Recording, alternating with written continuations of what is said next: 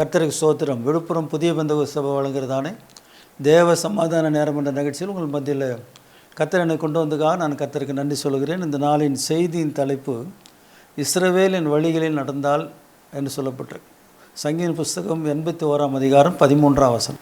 என் ஜனம் எனக்கு செவி கொடுத்து இஸ்ரவேல் என் வழிகளில் நடந்தால் நலமாயிருக்கும். கர்த்தருக்கு ஸ்தோத்திரம். என் ஜனம் எனக்கு செவி கொடுத்து இஸ்ரவேல் என் வழிகளில் நடந்தால் நலமா. ரெண்டு காரியமே இந்த வசனத்தில் நான் பார்க்கும்படி விரும்புகிறேன். முதலாவது காரியம் என் ஜனம், கர்த்தருக்கு ஸ்தோத்திரம். அடுத்தது இஸ்ரவேல். ஆகவே ஆண்டவர் அவருடைய பிள்ளைகளாகிய நம்மை அவருடைய சொந்த இரத்தத்தினால் மீட்டு கொண்டதுனால நம்மை அவருடைய பிள்ளைகள் என்று சொல்கிறார், அவருடைய ஜனம் என்று சொல்கிறார். கர்த்தருக்கு மகிமை உண்டாகட்டும். நாம் அவருடைய ஜனமாக இருக்கிறோம். இது எப்போ மறந்து போகக்கூடாது, விசுவாசிகள் மறந்து போகக்கூடாது, கர்த்தருடைய பிள்ளைகள் யாரும் அதை மறந்து போகக்கூடாது. நாம் எப்போதும் அவருடைய ஜனமாக இருக்கிறோம். கர்த்தருக்கு மகிமை உண்டாகட்டும். என் ஜனம் எனக்கு செவி கொடுத்து. ஆனால் அவருடைய ஜனமாகிய நாம் அவருக்கு அநேக நேரங்களில் செவி கொடுக்க மறந்து விடுகிறோம். அவர் சொல்லுவதை கேட்கிறதுக்கு நமக்கு மனது இல்லாது போகிறது.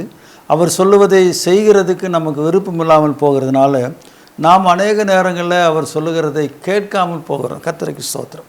அதனால தான் வசனம் சொல்லுகிறது, என் ஜனம் எனக்கு செவி கொடுத்து. ஆகவே கர்த்தருடைய பிள்ளைகள் கர்த்தருடைய வார்த்தைக்கு செவி கொடுக்க வேண்டும். கர்த்தருடைய வார்த்தையை அள்ளத்தட்டக்கூடாது. கர்த்தருடைய வார்த்தையை நாம் புறம் தள்ளக்கூடாது. கர்த்தருடைய வார்த்தைக்கு நாம் கீழ்ப்படிய வேண்டும். அதுதான் வசனம் சொல்லுது. என் ஜனம் எனக்கு செவி கொடுத்து. ஆண்டவருடைய பிள்ளைகளாகிய நாம் ஆண்டவருக்கு செவி கொடுக்க வேண்டும். இன்றைக்கு அநேக நேரங்களில் ஆண்டோடைய வார்த்தைக்கு செவி கொடுக்கறதை காட்டிலும் உலக பிரகாரமான காரியங்களுக்கு செவி கொடுக்கறதை நாம் அதிகமாக விரும்புகிறோம். கர்த்தருக்கு ஸ்தோத்திரம். அதுக்கு உதாரணமாக நம்ம ஆதியாம் புஸ்தகத்தில் பார்க்கும்போது கர்த்தர் ஆதாம் ஏவாளோடு கூட சொல்லி போனார். ஆதாம்கிட்ட தான் சொன்னார், எல்லா பழத்தையும் சாப்பிடலாம், புசிக்கலாம், ஆனால் இந்த நடுவில் இருக்கிற இந்த நன்மை தீமை அறியத்தக்க கனியை நீ புசிக்கூடாதுன்னு சொன்னார். ஆனால் ஆதாம் அதை கேட்கவில்லை. கர்த்தருக்கு மகிமை உண்டாகட்டும். ஆதாம் அதை கேட்டிருந்தாலும் அந்த காரியத்தை ஏவாளிடத்தில் அவன் சொல்லியிருக்க வேண்டும். அவன் சொல்லியிருந்தாலும் அந்த அம்மா கேட்டிருக்கணும். ஆனால் பிசாசனுடைய சர்பத்தினுடைய சத்தத்துக்கு அந்த ஏவாள் கீழ்ப்படிந்தாள். கர்த்தருக்கு ஸ்தோத்திரம். ஆதாமுக்கு ஆண்டவர் சொன்னார், ஆனால் ஆதாம் அந்த ஏவாளுக்கு சொல்லியிருக்கணும். ஆனால் அந்த பிசாசு அவர்களை தந்திரமாய் சர்பம் வஞ்சித்து நாம் பார்க்கிறோம். கர்த்தருக்கு ஸ்தோத்திரம். ஆகவே எனக்கு அன்பானவர்களே, கர்த்தருடைய வார்த்தைக்கு நாம் செவி கொடுக்காதபடி கர்த்தருடைய வார்த்தையை நாம் அள்ளத்தட்டும் போது சாத்தானுக்கு நாம் செவி கொடுக்க வேண்டியதாக இருக்கும். அப்போது நமக்கு சாபம் தானாக வருகிறது. ஆகவே இந்த வசனம் சொல்கிறது, என் ஜனம் எனக்கு செவி கொடுத்து. கர்த்தருக்கு ஸ்தோத்திரம். கர்த்தருக்கு செவி கொடுக்கணும். முரட்டாட்டம் பண்ணக்கூடாது. நம்முடைய கழுத்தை ஆண்டவருடைய சமூகத்துக்கு நேராக, ஆண்டோடைய வார்த்தைக்கு நேராக நாம் ஒப்பு கொடுக்கணும். வணங்கா கழுத்துள்ள ஜனங்களாக இருக்கக்கூடாது. கர்த்தருக்கு ஸ்தோத்திரம். ஆகவே இந்த வசனம் சொல்கிறது, என் ஜனம் எனக்கு செவி கொடுத்து. உலகத்துக்கு இல்லை, பிசாசுக்கு இல்லை, மற்ற காரியங்களுக்கு செவி கொடுப்பதை காட்டிலும் கர்த்தருக்கு செவி கொடுத்து கர்த்தருடைய வார்த்தைக்கு செவி கொடுப்பது மிக நல்லது. அடுத்த வார்த்தை அதிலே சொல்லப்பட்டிருக்கிறது, இஸ்ரவேல் என் வழியில் நடந்தால் நலமாக இருக்கும். நல்லா கவனிங்க.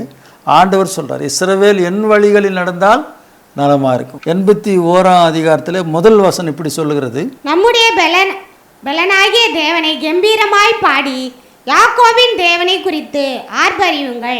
கர்த்தருக்கு யாக்கோபின் தேவன் என்று சொல்லி, இந்த யாக்கோபு யாருன்னு நாம் பார்க்கும்போது அவன் ஈசாக்குடைய மகனும் ஆபிரகாமின் பேரனுமாக இருக்கிறான். கர்த்தருக்கு ஸ்தோத்திரம். இந்த யாக்கோபு யாருன்னு பார்க்கும்போது அவன் ஈசாக்குடைய மகனும் ஆபிரகாமின் பேரனுமாக இருக்கிறான். அந்த யாக்கோபை தான் கர்த்தர் ஒரு பெரிய சந்ததியாக மாற்றினார்.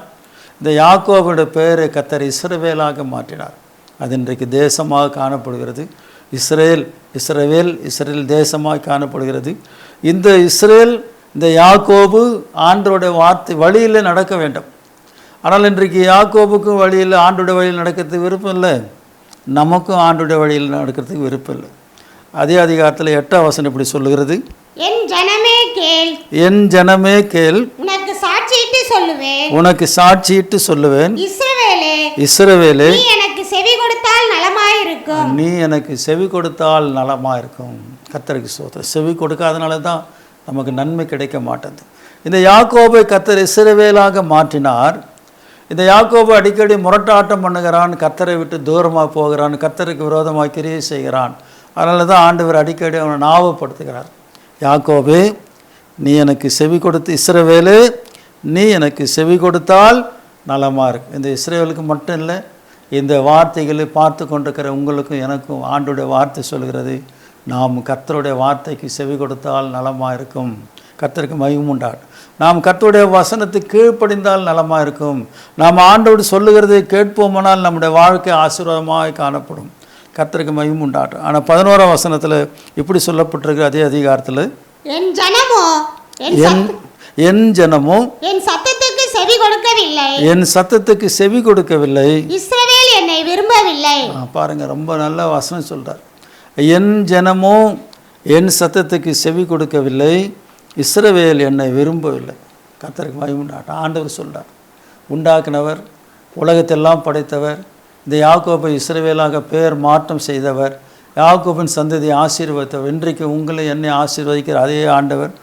அன்றைக்கு வசனத்தில் சொல்லப்பட்டிருக்கிறது, 11ஆம் வசனத்தில், என் ஜனமோ என் சத்தத்துக்கு செவி கொடுக்கவில்லை, இஸ்ரவேல் என்னை விரும்பவில்லை.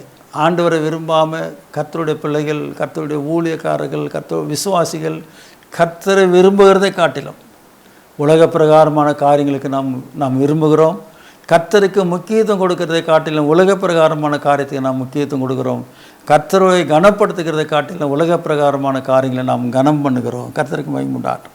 அதனால் இந்த வசனங்கள் சொல்லுகிறது 12ஆம் வசனத்தில், ஆகையால் அவர்கள் இருதயத்தின் கடினத்துக்கு விட்டுவிட்டேன், தங்கள் யோசனைகளின்படியே நடந்தார்கள். கர்த்தருக்கு சொந்த 12ஆம் வசனத்தில், ஆகையால் அவர்கள் இருதயத்தின் கடினத்திற்கு விட்டுவிட்டேன். இன்னைக்கு ஆண்டவர் நம்மக்கிட்ட ரொம்ப போராட மாட்டார்.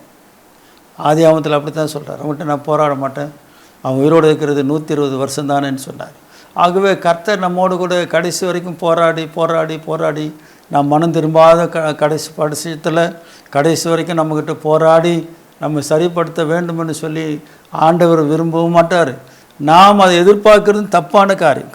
கர்த்தருக்கு மகிமை உண்டாகட்டும். 12ஆம் வசனம் அப்படி தான் சொல்லுகிறேன். ஆகையால் அவர்கள் இருதயத்தின் கடினத்திற்கு விட்டுவிட்டேன், தங்கள் யோசனைகளின்படியே நடந்தார்கள். யோசனைகளின்படியே. ஆகவே இன்றைக்கு அநேக கர்த்தருடைய பிள்ளைகள் ஆண்டோடைய வார்த்தைக்கு கீழ்ப்படியாமல், ஆண்டவர் சொல்லுகிறதை விரும்பாமல், அதான வசனம் அப்படி தானே சொல்ல, அவர்கள் என்னை விரும்பவில்லை. எவ்வளோ அருமையாக சொல்கிறார் பாருங்கள் 16ஆம் வசனத்தில், என் ஜனமோ என் சத்தத்துக்கு செவி கொடுக்கவில்லை, இஸ்ரவேல் என்னை விரும்பவில்லை. கர்த்தருக்கு அவங்களுக்கு விருப்பம் ஆண்டவர் மேலே காட்டிலும் வேறு காரியங்களை, உலக காரியங்கள் இருக்குது. இன்றைக்கு அநேகருக்கு இருக்குது. இன்றைக்கு அநேகர் வசனத்தை விரும்ப மாட்டாங்க, சத்தியத்தை கேட்க மாட்டாங்க, ஆராதனைக்கு போகிறத விரும்ப மாட்டாங்க, ஊழியத்தை விரும்ப மாட்டாங்க, ஊழியம் செய்கிறத விரும்ப மாட்டாங்க. ஆனால் உலக காரியத்தை விரும்புவாங்க. அதுதான் ஆண்டவர் சொல்கிறாரு, இஸ்ரவேல் யார் விரும்பவில்லையா?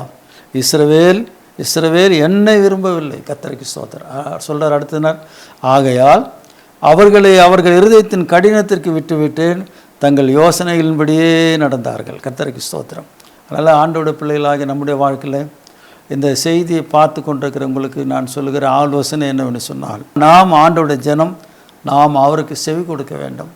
விசேஷமாக இஸ்ரவேல், யாக்கோபை இஸ்ரவேல் பெயர் மாற்றி அந்த இஸ்ரவேல் அவர் ஆண்டோடைய வழியிலே நடக்க வேண்டும் என்று சொல்லி அவர் விரும்புகிறார். ஆனால் நம்ம நடக்க மாட்டோம். ஏசாயாவில் அப்படி தான் சொல்ல, அவனவன் தன் சுய விருப்பத்தின்படி நம்முடைய சொந்த வழியில் போகணும். கர்த்தரை விட்டு தூரமாக போகணும், கர்த்தருடைய வார்த்தைக்கு கீழ்ப்படியாமல் போகணும்.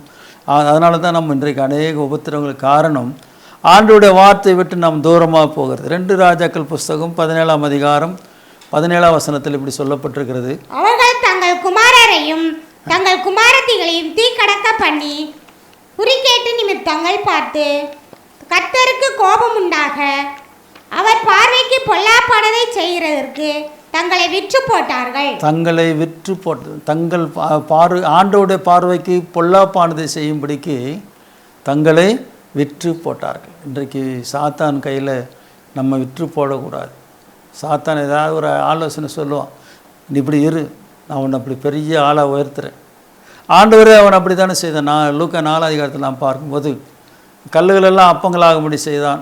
உயர்ந்த கோபுரத்தில் மேலே கொண்டு போய் ஆண்டவரை காட்டி, இதெல்லாம் எனக்கு கொடுக்கப்பட்டிருக்குது, நீ என்னை பணிந்து கொண்டால் இதெல்லாம் உனக்கு தருவேன்னு சொன்னான். ஆனால் ஆண்டோடைய வசனம் ஆண்டவர் சொல்லுகிறார், எனக்கு பின்னாக போய் சாத்தானே, உன் தேவனாய் கர்த்தரை மாத்திரம் பணிந்து கொள்ளுன்னு சொன்னார். ஒரு வசனத்தை நான் உங்களுக்கு ஞாபகப்படுத்தி ஜெபம் பண்ணும்படி விரும்புகிறேன். சங்கீதம் புஸ்தகம் 29ஆம் அதிகாரம் 11ஆம் வசனம், கடைசி வசனம். கர்த்தர் தமது ஜனத்துக்கு பலன் கொடுப்பார். கர்த்தர் தமது ஜனத்துக்கு பலன் கொடுப்பார். கர்த்தர் தமது ஜனத்துக்கு சமாதானம் அருளி. கர்த்தர் தமது ஜனத்துக்கு சமாதானம் அருளி அவர்களை ஆசீர்வதிப்பார். பலன் கொடுப்பார், சமாதானம் தருவார், அவர்களை ஆசீர்வதிப்பார். எப்போது என்று சொன்னால் இஸ்ரவேல் கர்த்தருடைய வழிகளில் நடக்கும்போது, ஆண்டவருடைய பிள்ளைகளாகி நாம் அவருடைய ஜனங்களாக இருந்து அவருடைய வார்த்தைக்கு செவி கொடுக்கும்போது கர்த்தர் நிச்சயமாக இந்த நாட்களில் நமக்கு நல்ல ஆசீர்வாதம் தருவார். நாம் ஜெபம் பண்ணுவோம். ஆண்டவரே, இந்த வார்த்தைகளுக்காக நன்றி செலுத்துகிறோம். பரிசுத்த ஆவியானவர், ஆண்டவர் அன்றைக்கு இஸ்ரவேலை பார்த்து சொன்னீர், ஆண்டவர் என் ஜனம் என்று சொன்னீர். நாங்கள் உம்முடைய ஜனமாக இருக்கிறோம்.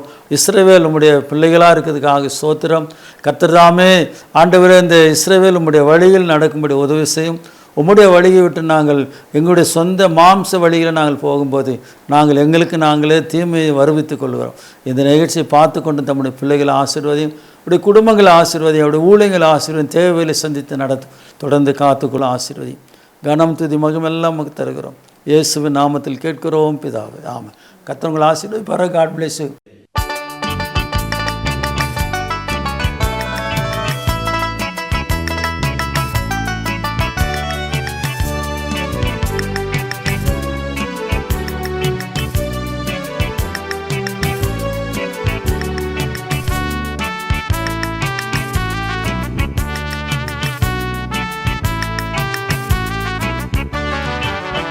நெஞ்சங்களே வாருங்களே, என் நேசர் இயேசுவிடம். நெஞ்சங்களே வாருங்களே, என் நேசர் இயேசுவிடம். வந்திடுவீர் இந்நேரமே, வா என்று அழைக்கின்றாரே. வந்திடுவீர் இந்நேரமே, வா என்று அழைக்கின்றாரே.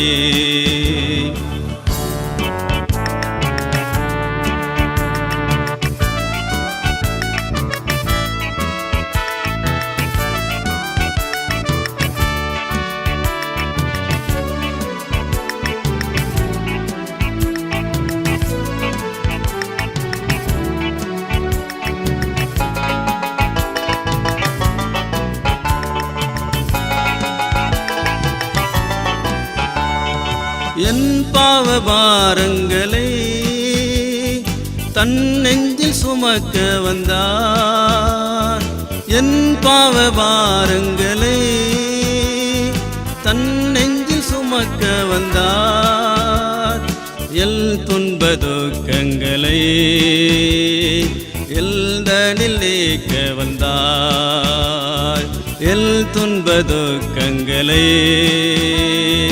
எல்தனில் நீக்க வந்தார். நெஞ்சங்களே வாருங்களே, என் நேசர் இயேசுவிடம்.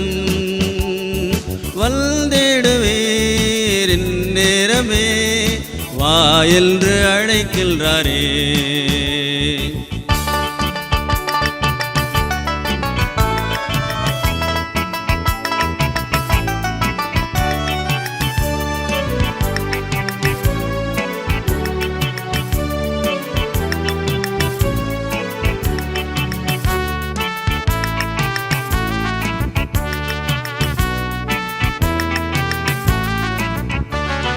இயேசுவன்றி தெய்வமில்லை, இயேசுவன்றி ரட்சிப்பில்லை. இயேசுவன்றி தெய்வமில்லை, இயேசுவன்றி ரட்சிப்பில்லை. உலகத்தில் ரட்சகராம் எல்தனில் உதித்து விட்டார். உலகத்தின் ரட்சகராம் எல்தனில் உதித்து விட்டார். நெஞ்சங்களே வாருங்களே, என் நேசர் இயேசுவிடம். வந்திடுவீர் இந்நேரமே, வா என்று அழைக்கின்றாரே. வந்திடுவீர் இந்நேரமே, வா என்று அழைக்கின்றாரே.